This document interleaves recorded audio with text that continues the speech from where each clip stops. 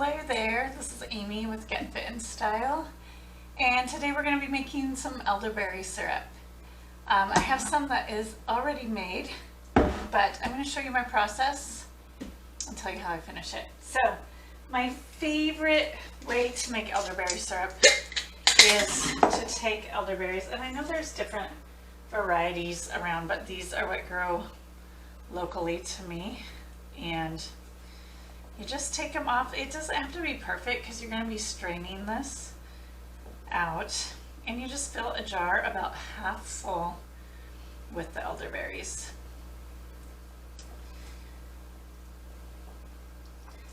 And then once it's half full, or however full you want it to be, you can do a few different things. There's just so much you can do. Elderberry syrup is just a really good immune support for the winter time, and can help with respiratory.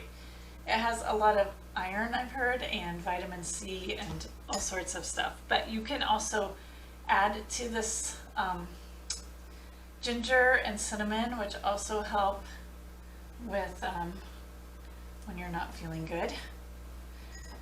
And maybe we'll add some extra flavor. It's totally up to you. I usually don't, I just make it really plain, but there's just so much you can do to personalize this and make it how you want it.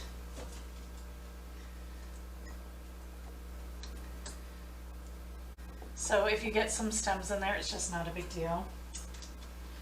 I'll do one more here. And then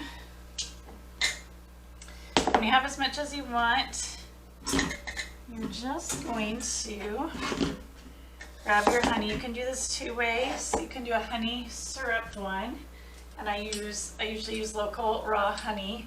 You can also make a tincture and use vodka instead. But I'm just going to show you the honey one. But in my jars here, I have some honey ones, and then I also have some ones that I did with vodka. So you can see both as I'm separating them out. So you're just going to cover it up.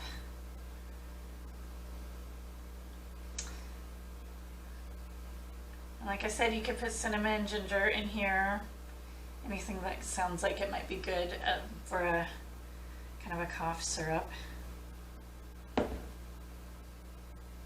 And then you just let it, put it in your cupboard, and you want to flip it somewhat regularly.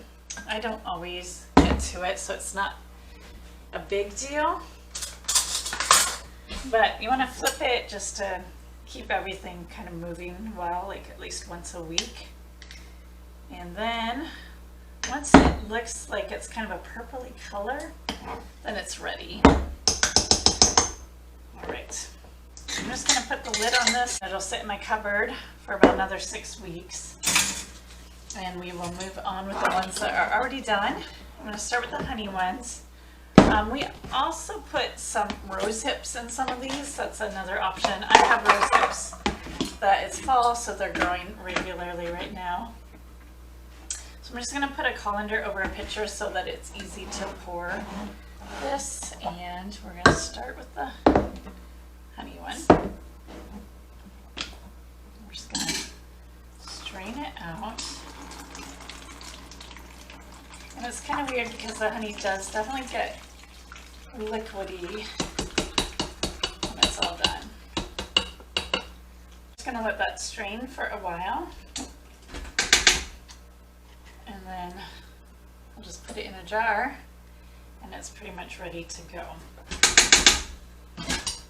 So I will show you the finished product once we're done, once we're getting ready to pour.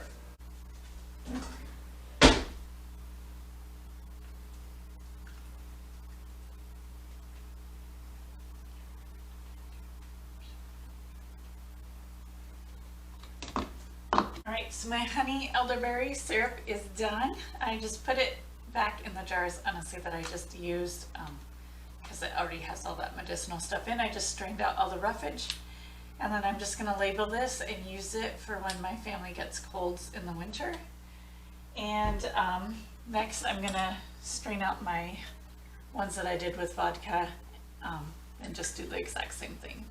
So that's just a really easy way to make elderberry syrup. You do need to remember to check it periodically and just flip the jar one way and then flip it the other way. And otherwise it should be done usually around 6 weeks when the color starts getting darker and it's kind of even throughout. And that's it. All right, I hope you like this. I hope you learned something today.